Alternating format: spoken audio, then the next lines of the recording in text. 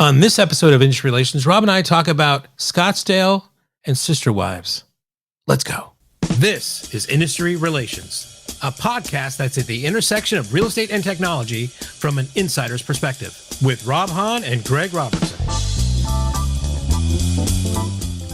Hey, everybody, and welcome to another episode of Industry Relations with Rob and Greg. This is, of course, the Notorious Rob, R-O-B. I screwed that up, but whatever. And as always, with me is my co-host, the fabulous Greg Robertson, the FAB. Oh, you didn't screw that up, huh? I know. I was like, it should have been Notorious R-O-B, Rob. And I was like, Notorious Rob, R-O-B. I'm an idiot. It's Friday. It's Friday, yeah, right? Yeah. Hola, man. How's it going? Notorious. It's going okay. Except my brain's clearly not working. You know, the Notorious MORON. You know. Oh man. You. Good, man. Just I was traveling this week. Yep. I headed out to the Clarity I guess the CoreLogic. Yeah. I guess I'll always call it Clarity. Well, yeah, it'll always be Clarity. Yeah, the Clarity MLS Executive Conference in Scottsdale, and I took off on Sunday, and then Monday it had the welcome reception, and then it was Wednesday, full day Wednesday, and then a half day on Thursday. Mm-hmm. So if my voice sounds a little bit rough, you go on the first night, Greg. You're not supposed to go hard. I know. It's, as I said, it's a guideline, not a rule, really. So, but that is a fun event. It's a great event. Yeah. How was it? Like attendance wise, you know? No, I mean they sold it out. They always sell it out. I mean, and congratulations to Greg Larson and Matt Cohen. I mean, it's the 21st annual. They've been doing that. Jesus, wow. I mean, you think about all the conferences we have in our industry and, how crazy things have been. They've had an acquisition happen and they're still able to put this on and bring other vendors from all around. And still, it's again, hats off to them to put that, to keep this thing going has been a remarkable effort and good for them. Yeah, no, it's fantastic. Yeah. I've only been like twice, but I know it's a fun time. It's a fun time. Yeah. Well, and Phoenix in March, it's nice. Well, I think it's funny because, just the fact that it's Scottsdale in February, March. Yeah. I think that just, it alone attracts a lot of people, right? Because, you're talking about, I was meeting people who were, from Detroit and, right. She was 18 inches of snow or some nonsense, right? And then they show up in Scottsdale and it's just gorgeous, right? Blue skies and the weather's perfect. Just nuts. I'm telling you, man, Industry Relations Con, February in, I don't know, Cancun. Right? Cancun, yeah, there is a lot about that venue, right? They've had it at that venue. I think maybe once or twice they changed it, but it's at the same Scottsdale Plaza Resort for many years. It's fantastic. Yeah. Yeah. But if, we've talked about that in the past of doing something like that. I mean, that would be interesting to kind of put something on like that. Yeah. Just do it in like easy to get, but a commitment place like Belize. Easy to get to, but hard, yeah. But I mean, international travel. I mean, is that? I don't know. I don't know if a lot of brokers or MLSs or associations are going to like approve international travel.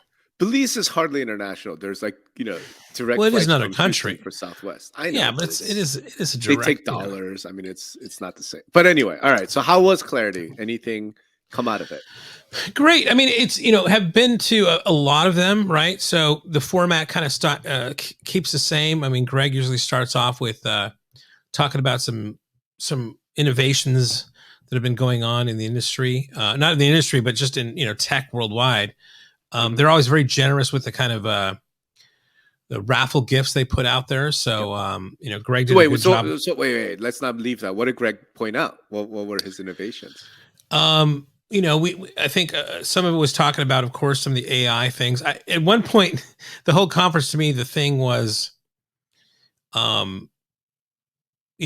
one point I had my notepad, and anytime anybody say AI, I would make a hash mark. Right? It's just we were just kind of at my table. AI We were bingo. yeah, exactly. ChatGPT. Once AI. we hit bingo! like 100, we were gonna like do some sort of flash mob thing or whatever. No, just talking about some of these like flying taxis for Uber, right? United bought a bunch of these things. I mean, those things are to me the ones that stood out the most of what's going on.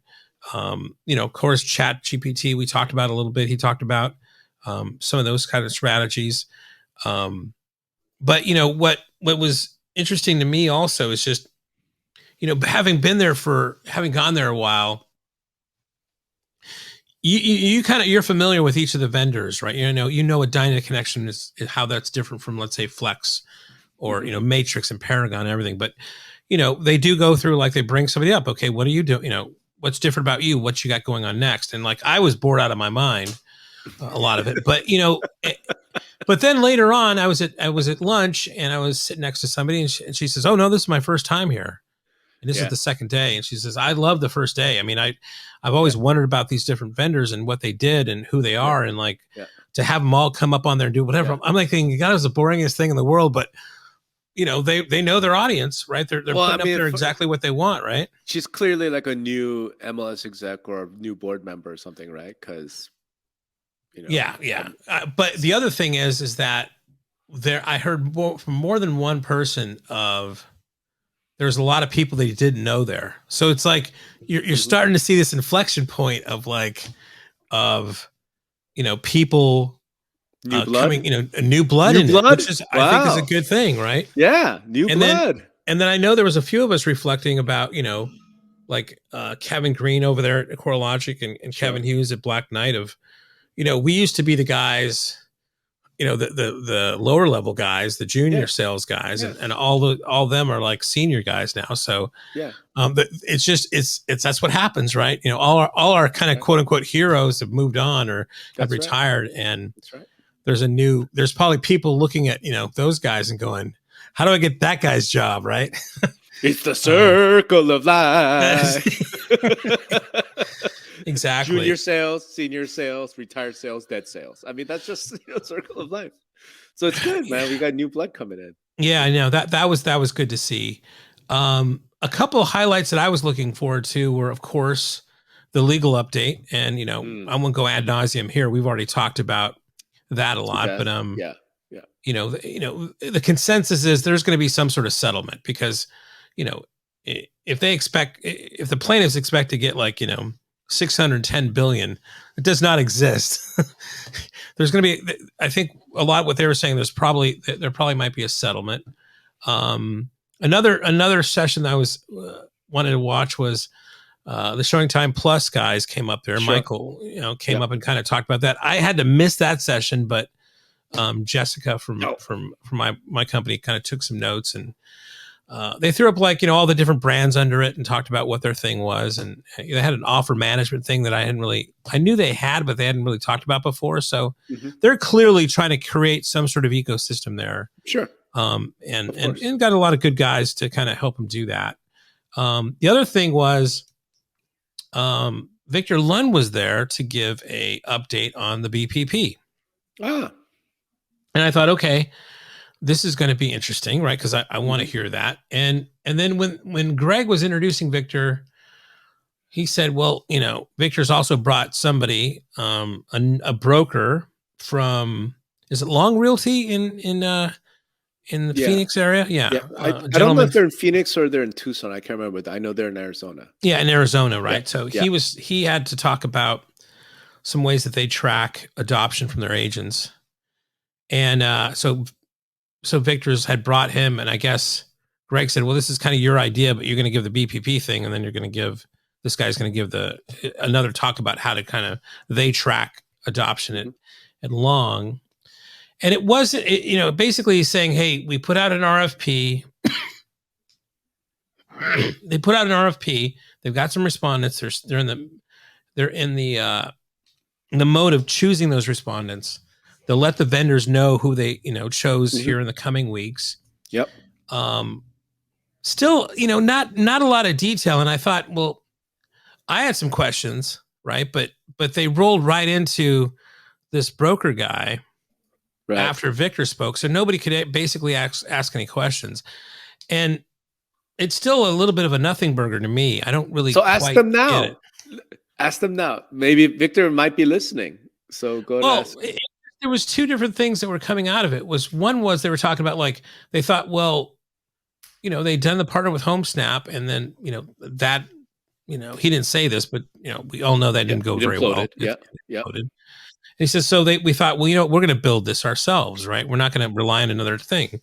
Yeah. And so we can own it. And then they're going to make a way where other people like HAR can participate too, or something, which I thought was the most bizarrest thing.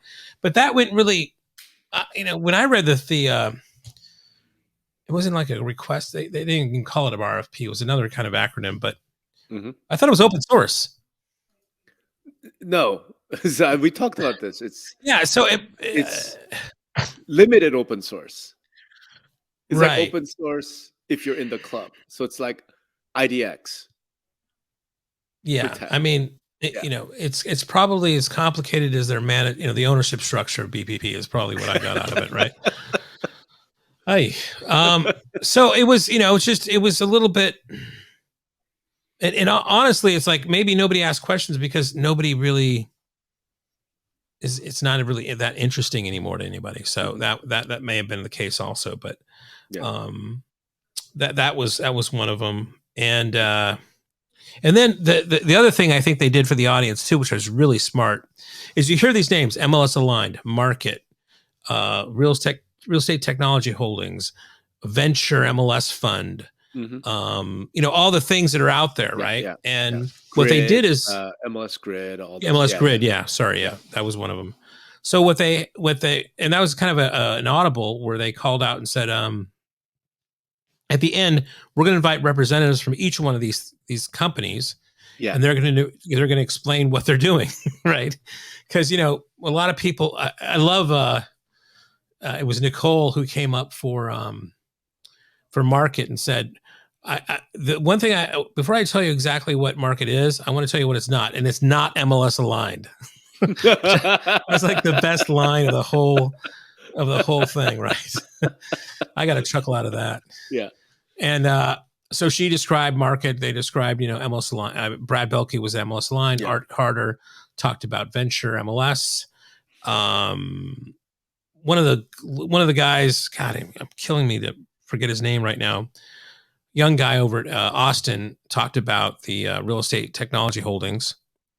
Okay, And then that's the 5 MLS that bought 4 or 5. I think it's 4 that bought Remind, right? Yeah. Now they had said both MLS Aligned and had said that they're working on delivering a fully fledged MLS system.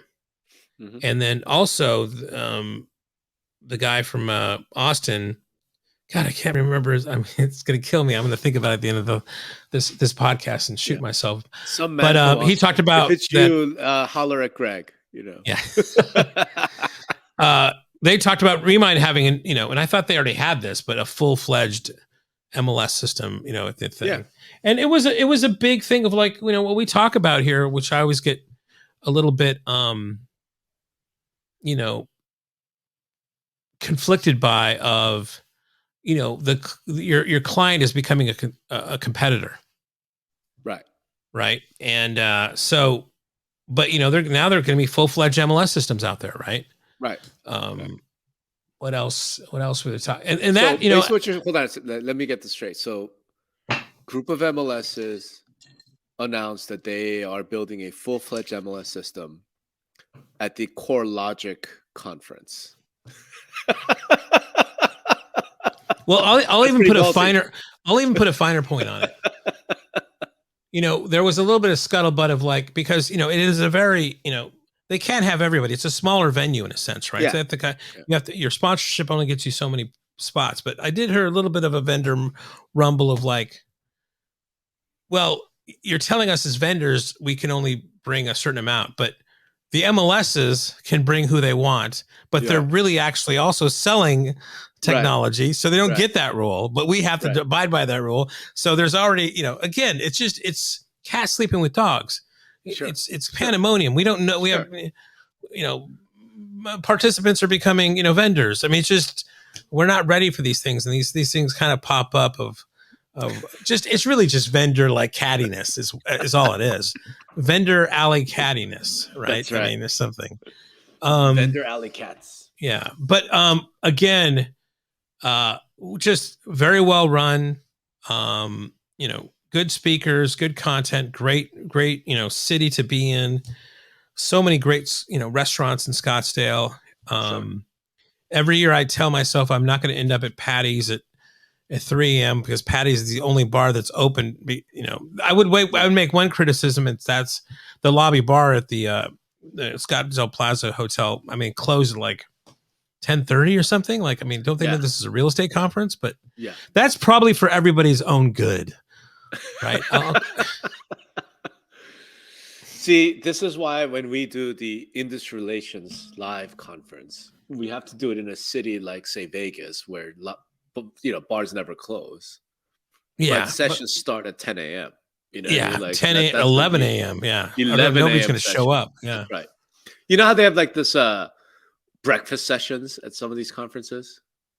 Yeah, like, we'll just start with the lunch session. Yeah.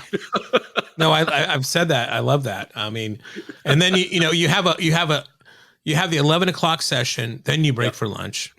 That's right. 11 to 12, you break for lunch. It starts at 11, you go to 12, you break for lunch. Right. Right. And you get back at 2. Let's not rush things. Okay. You have a 2 to like 4. Then it's the cocktail 2 hour. Hours, really? I don't know, man. All right. So you could actually plan the unconference right here. But, speaking of events, I'll tell you mine. So while you were at Clarity, I was here in Vegas, and I just presented the HomeSmart event, which was really cool. And okay, cool. Yeah. Yeah. As I said on stage, I think HomeSmart is the best brand in real estate because they keep inviting me to speak there year after year. So nice plug. On that basis, no, it's much more seriously. It was fun, but I did a thing, and I realized there's a topic that I've been obsessed with for a while, and I think you and I have kind of talked about it a little bit on industry relations. I know I've written about it a whole lot, and I realized it's kind of a big deal, and I think it's starting to break through to kind of mass consciousness. And the topic is demographics and population collapse, right? Okay. So I realized when I was prepping for this event that I've been talking about this for well over 10 years, right? Like the very first post I think I have about millennials was back in 2011, talking about how I don't know if they're going to have the type of family formation rates and have babies at the level that we were expecting because of some imbalances in like educational attainment, economic achievement, et cetera, et cetera. And I'm like, pat myself on the back, right? Here we are in 2023, and that's like the story that everyone's sort of talking about, right? One way or the other. But I wanted to like really get people interested, and I did want maybe to use this platform a little bit as well to let people know that this might be something worth paying attention to, right? Because what spurred it on, Greg, was I don't know if you like documentaries, but there's a new documentary out called BirthGap. Right? BirthGap? BirthGap. Okay. Okay. And what I want to do is, I think I know what that is, but maybe it's not exactly what you're talking about. Yeah. So the way to define BirthGap is the number of 50-year-olds versus the number of newborns. Okay. I was thinking something completely different. So if there are 1 million 50-year-olds and 1 million newborns, and the birth gap is 0, right? And if there are 1 million 50-year-olds and 1.2 million, then the birth gap is plus 20. And then obviously if it's less, right? Part 1 of this documentary is an hour long. It's on YouTube for free. Part 2 and 3 you have to get from their website. But I want to share the trailer. I wanted you to watch it. Oh, cool. And we'll have our audience watch it, and then let's sort of discuss it. This is new. I like it. We're seeing movies. Yeah, here we go. Leading Americans of both parties put this ad in a Sunday paper.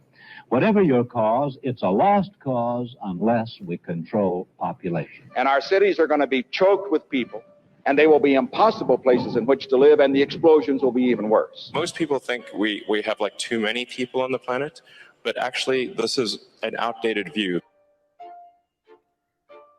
Coming from the world of data science, I felt I understood populations are going up and that that's a problem. When I saw what was actually happening, I couldn't sleep. I think that the biggest problem the world will face in 20 years is population collapse. Collapse. All, without exception, all industrialized countries, developed countries have below replacement fertility.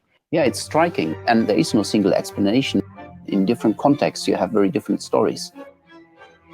It's never happened in human history. There's no precedence. What people usually don't think about is what you do in a world where the playgrounds are empty and the nursing homes are all full. This 4-year project took me to 24 countries, and over 230 people were kind enough to give me an hour of their lives. How could it be that suddenly countries are having so few children? I needed to go and find out. I'm kind of not ready. We don't have any role model in a real world. I keep oscillating between the idea of having my own children or adopting. Ready to adopt in this particular moment? Right now? Probably not. If I would have kids now, I will have to change all my life. The future is complicated. Well, the weird thing is that many women want to have children. So when would that be? That's the crazy thing. I don't know. 何なんだろうってずっと考えてるんだけど、この2年経って分かんないんだよ。何だったんだろうって。Call this a BirthGap map. I haven't seen anybody do this before. Auf Wiedersehen. Wow. Gosh. It's kind of scary. That's bad. What I hear about often is overpopulation. I've never heard this concern. Norge trenger flere barn. My name is Jodie Day and I'm a childless woman. It was devastating. It's like a shock. What are we making with our future? In life, I'm always optimistic about everything. But I'm not about this. I'm pessimistic. I'm pessimistic because I don't think people realize what's going to happen. And I don't know how and when it's going to stop. I want to emphasize this. The biggest issue in 20 years will be population collapse. Jesus. Thanks, Rob. I'm gonna go in the corner in a fetal position and suck my thumb. It's but here's the thing, man. It is such an important. Hold on, let me turn this off. It's such an important topic, right? And the thing about it is, when you think about it, this is the most obvious, slowest moving crisis. You know what I mean? Because we've been seeing this. 10 years ago, 1 million babies were born. That means there are 1 million 10-year-olds today, right? No more than 1 million. Some of them may have died through childhood illness or accident, or whatever, but they're not more than 1 million 10-year-olds because 10 years ago, 1 million kids were born. So we know exactly what's coming. We know it's exactly what's happening. But I sort of talked about this at the conference. I said, look, everyone should go watch this documentary. Again, part 1 is free. It's on YouTube. Just go watch it, right? Maybe we'll put the link to the part 1 into the show absolutely here. But dude, there's a couple angles to this. Obviously, there's the overall societal thing. The couple angles that I thought was so interesting. One is obviously the impact of something like this on housing. Right, for sure. And you think about what we've been told for the last 10 years, last 20 years, right? Why are home prices so unaffordable? Why, right? The story has been, we just haven't built enough, right? We have not had enough home construction. So therefore, supply and demand, home prices have just skyrocketed. Well, that is what's happening, though, right? I mean, we do have a supply problem. That is what's happening. Actually, that's exactly what I'm saying. I don't know if that's true. I don't think it is. There's some new stats that have come out that suggest that maybe not. We have more housing units per capita than we ever had, and yet it's completely unaffordable, right? Or it's getting even more unaffordable. So there was a company, a Wall Street analyst firm called Zelman and Associates. They do some of the best work in terms of It's covering Ivy. housing. Yeah, Ivy Zelman, right? Yeah. And they came out with the report a couple years back saying cradle to the grave, big Yeah. issues with housing. We and talked about that demographics. before. Yeah, Correct. I remember that. And it just went completely ignored. It's almost like nobody talks about it. So we talk about going to all these real estate conferences. And I kind of get it. Like if you're a broker, if you're an agent, MLS execs, there's nothing you can really do about that. Right? You know what I mean? Right. Like, Well, if any ladies need some, yeah. Well, there you go. Call Greg. Call Fab. we can make it clinical. Your wife's on the line, Greg. Oh, wait, we can make it clinical. It doesn't have to be. Oh man! Just kidding. Good Lord, stop the topic, emails. Went sideways real quick. But anyway, like my point is, I understand there's not a whole lot we can do about it, but the fact that we don't talk about it at all. Right? Think about all the conferences I've been to over the years, and I can't remember a single time, other than me, right? Somebody coming up and saying, "Hey, we need to think about demographics. We need to talk about family formation." Right? Yeah, I mean, to me, I would say like locally here, we're feeling a little bit in Orange County, at least in our neighborhood. Yeah. My house is in a kind of what you would call like a school neighborhood, because we had a middle school here, Geisler, where my wife went to, and they recently the school district when we moved in here, it didn't have any kids in it because there weren't enough kids, and then they had basically had a Christian school, which much smaller set, was leasing it to kind of have the Christian school there. They moved out, and then they sold the whole thing, and they're in the middle of tearing it down right now, and putting about 88 new homes in the district, in the place where the school was, in the soccer fields, right? So my wife, and there was another school. It made some actual national news here in Huntington Beach, which school they chose to shut down. Right. A lot of people thought it was the school with the most minorities or the lower income thing, and that was a bad thing. And it's all very complicated and everything. Right. So and a lot of times, some of the school districts, they receive money per kid or something. I mean, there's a whole lot of mathematics to it, and you start shutting down schools. I mean, those are hard to bring back up. Like anything's hard to bring new. But it's a problem of population of there's not enough kids to fill the schools. You're exactly right. So in this documentary, one of the most moving sections that I saw was, I think it was in part 2, maybe part 3. He goes and meets this woman in Japan, right? Who grew up in the 70s. So kind of when you and I were growing up, right? In this suburb of Tokyo. I can't remember the name of it, but apparently this was a suburb that all these young families moved to in the 70s, like late 60s, early 70s, because they had modern apartments and, whatever. Right. So back then they had like enormous wait lists for kindergarten spots, right? They just didn't have enough kindergarten spots, for all the kids that were there. So the entire place was just run over by young kids. And she remembers growing up, just everywhere you went, it was kids, it was playgrounds, kindergarten, schools, blah, blah, blah. In this film, dude, last year, so that's the 70s in our lifetime. So 40 years, 50 years. Last year, that school district closed its last elementary school and the final graduating class of this elementary school was one kid. Yeah, wow. One. Well, I think I read that recently where there are more people that died than were born last year. Some statistic like that was crazy. Yeah.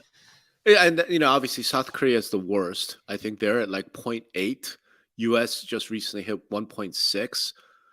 So it's like lowest birth rates ever. So anyway, so on the impact of population on housing, it's super obvious. I mean, it's going to be like desert wasteland. So you think about some of the young realtors who are getting started in the business now, like, by the time you guys are our age, it's not going to be house affordable. Like there are literally no buyers to buy the houses, right?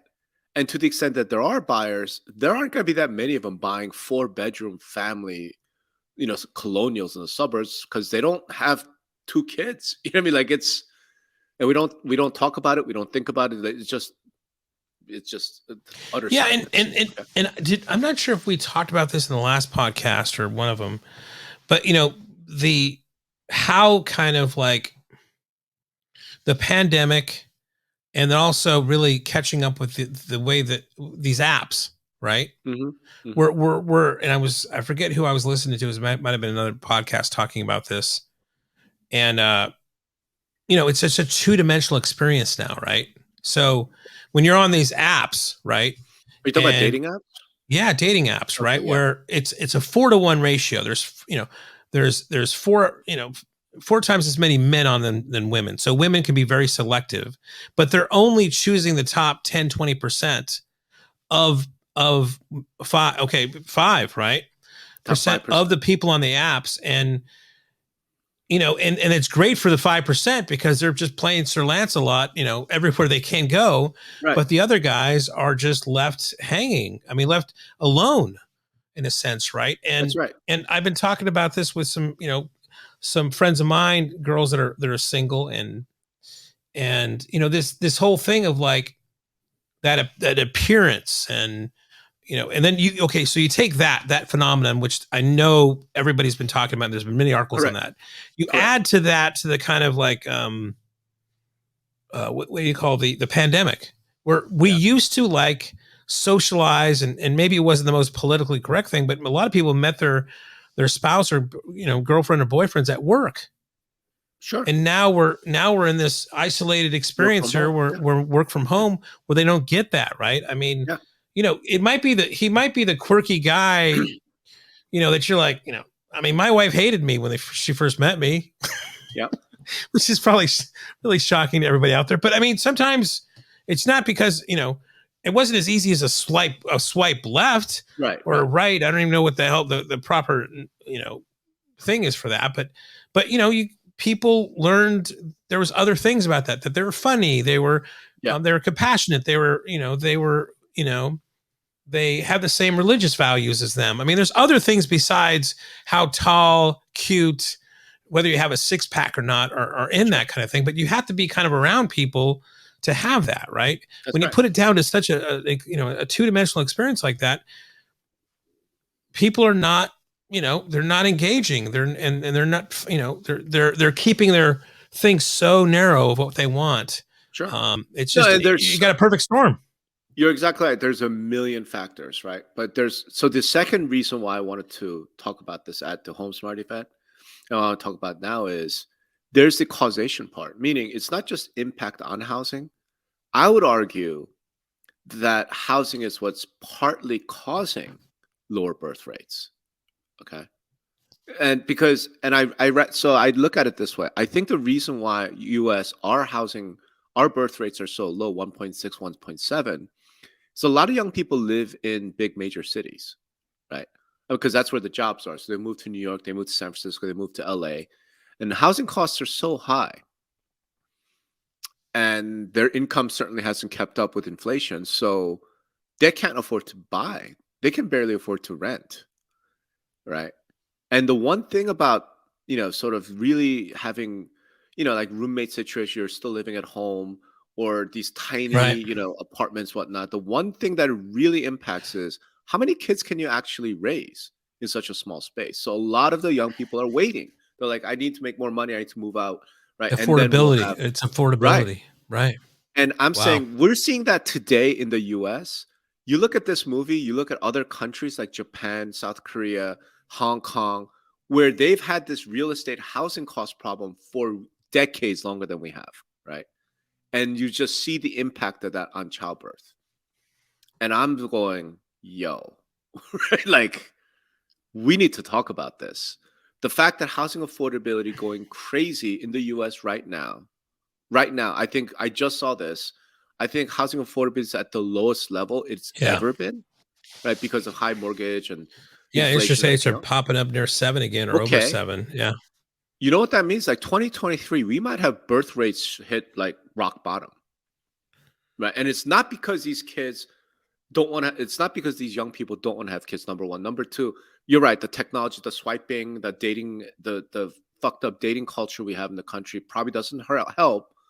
But you know what also doesn't help? Like, say you have a girlfriend, say you have a boyfriend, say you're engaged, say you're married, right? And you're like, hey, you know, maybe we should start a family.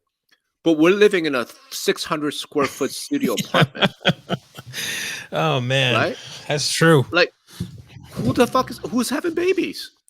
Right? It's that. God, I thought by having three, talk about this. Yeah, I thought by having 3 kids, I thought it was being greedy, man. I mean, nah, you know.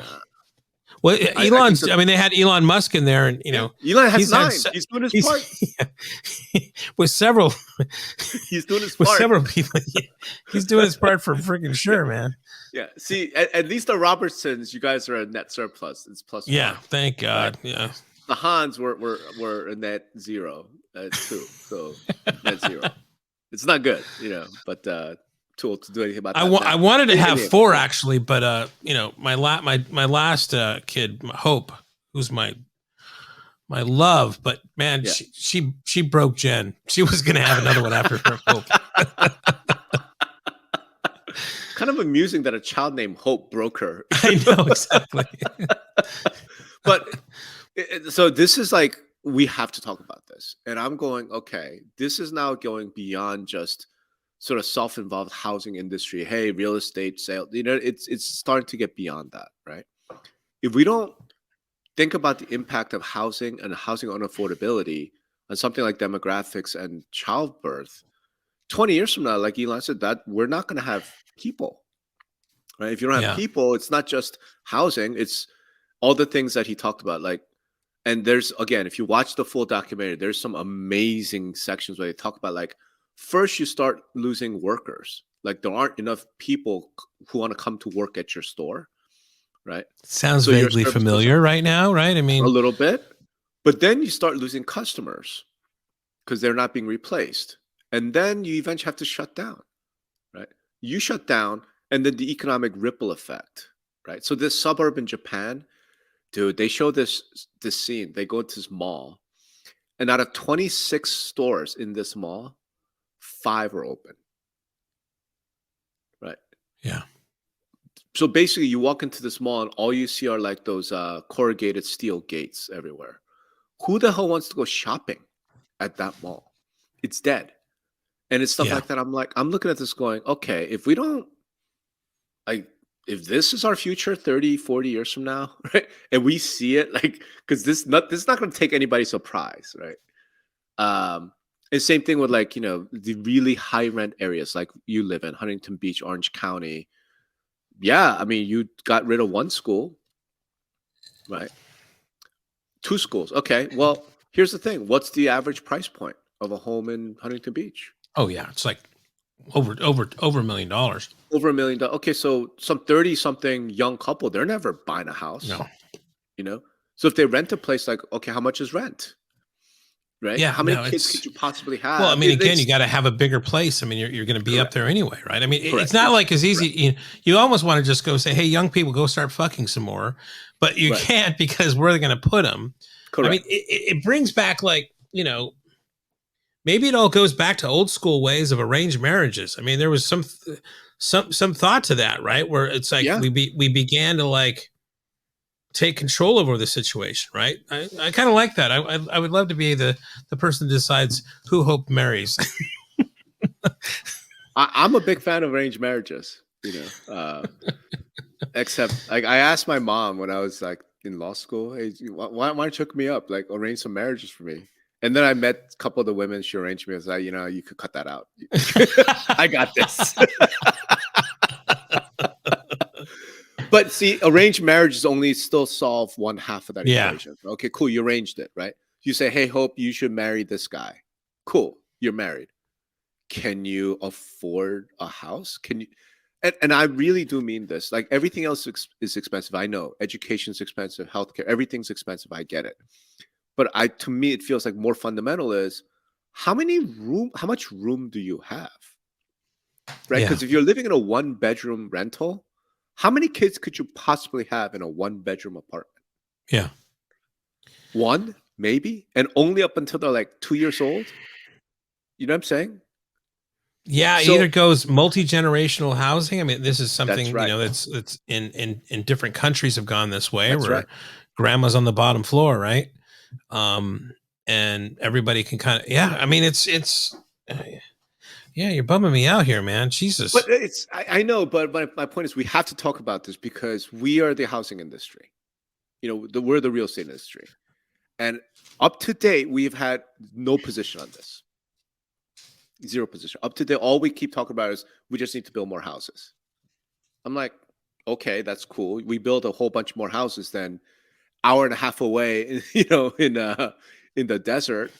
People still want to live in Orange County. They can't afford any of it. Where are the jobs? Are the jobs out in the desert? No? Okay, so... Yeah, but I mean, you know better than I. I mean, this is macro. This isn't something the housing industry is going to fix, right? I mean, this is... these are complicated societal issues, Sure. right? Sure. Yeah. But when housing is an immediate, direct cause of depopulation, we certainly need to come up with some answers. Okay, so here we go. Here, let's go. Let's go. Subsidies. Let's say if you're married with, and you get a certain tax credit, for the number of kids you have off the price of your home. Yep. Right. You have, you do that, those kind of things. Right. What else? It's, you get different loans as if you have, you can get a loan, at X% if you have one kid. You can, it goes down to Y% if you have two kids, and X% if you have three kids, right? Okay. Yeah. Those kind of things, we may be making some baby factories, man, out there. We're gonna need to do something. Yeah. Right. Something. I mean, I had this idea, like, what if we did something like everyone's taxes are 60% flat, like no deductions, like just 60%, right? For every child you have, you take 10% off. So if you have six kids, tax free, no taxes. Right. But now you have 6 kids. If you have 2 kids, 40%, and that's sort of the average, right? Right. And that's kind of what we. I'd be pay going today for in 6. income tax. I'd be going for 6. I'd be going for at least 4.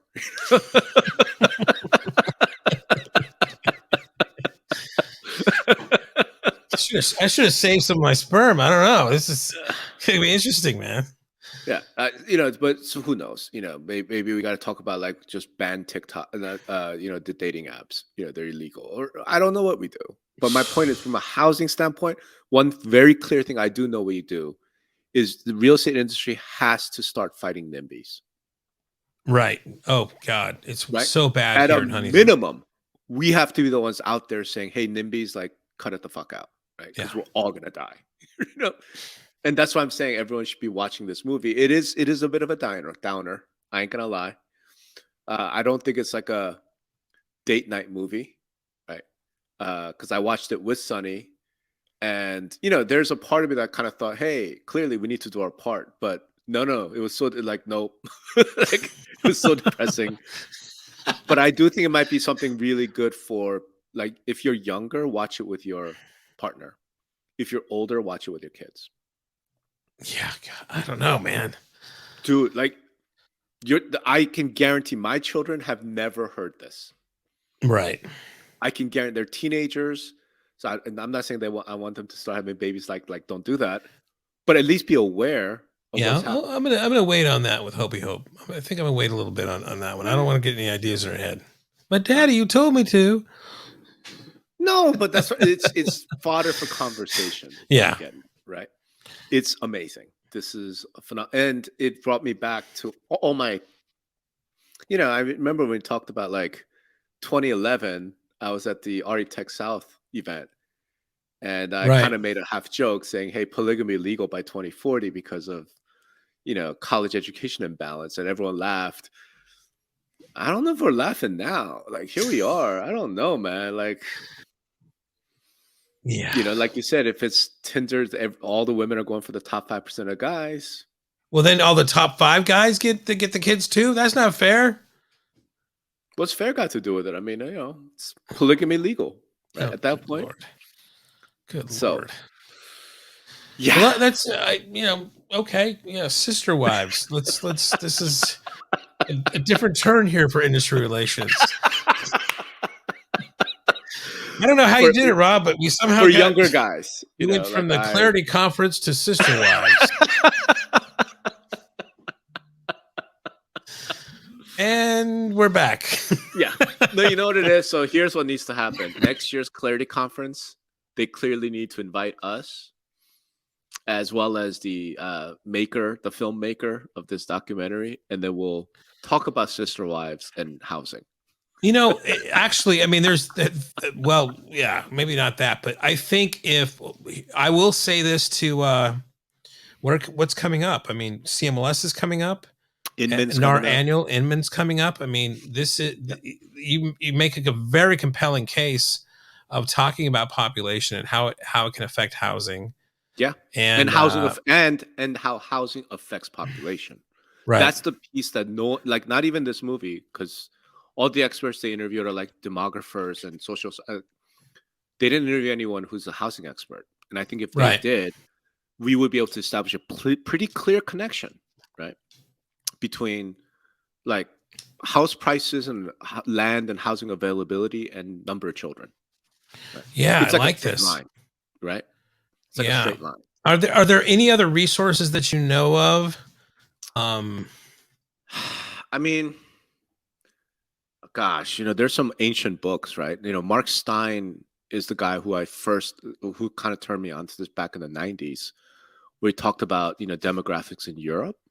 But, everyone thought it was like Islamophobic because he talked about like how Europeans were having 1.3 kids and the Islamic Muslim immigrants are having 4 and 5 kids. It's like, well, within a generation, they're going to, take over. And people are like, oh, you're Islamophobic. I'm like, it's numbers, right? Just actual numbers. So that's not a bad resource. I don't know. I mean, I remember like we were talking about a lot about race, with the Color of the Color of Law and Richard Rothstein's novel.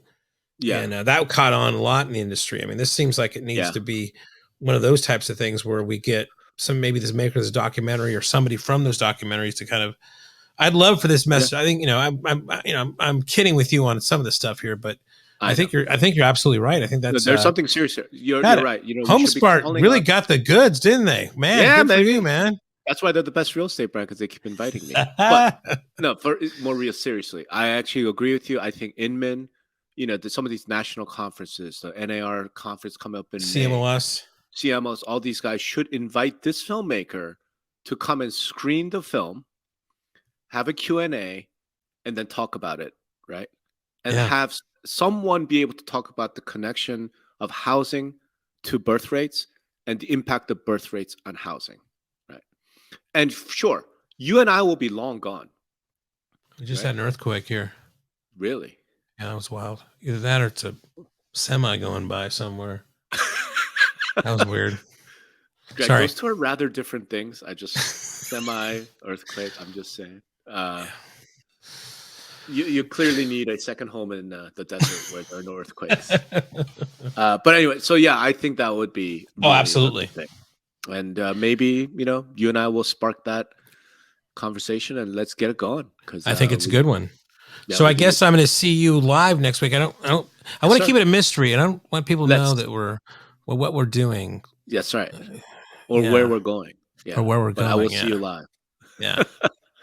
All right. So for anyone, hey, if you stuck with us, thank you all so much. Like I said, in strongest possible terms, go watch this documentary. It's BirthGap. It's on YouTube. Search for it. You'll find it. And if you have a home that's big enough, make some more babies, people, please. Yeah. And, so let's bring back some of my crazy ideas from 5 years ago. I think every real estate brokerage should operate a dating service. Okay. Okay. No, like that. Okay. Here's a young man that just came in looking for an apartment rental, and I now have his credit report. Right? Oh, would you like to meet this nice young woman who just bought a condo? Kind of like an apartment yenta or something. Yes. Yeah. Yes. I think realtors could play a big role in setting people up. And then when they have their second kid, hey, I know you're living in this condo. You need to move out. I got the perfect place for you. I'm telling you. Yeah, no, that's good. make a percentage on that somehow. All right. Hey, if you're listening, if you want to comment, just send us notes. And otherwise, thanks for listening. Thanks, everybody. I will see you next week.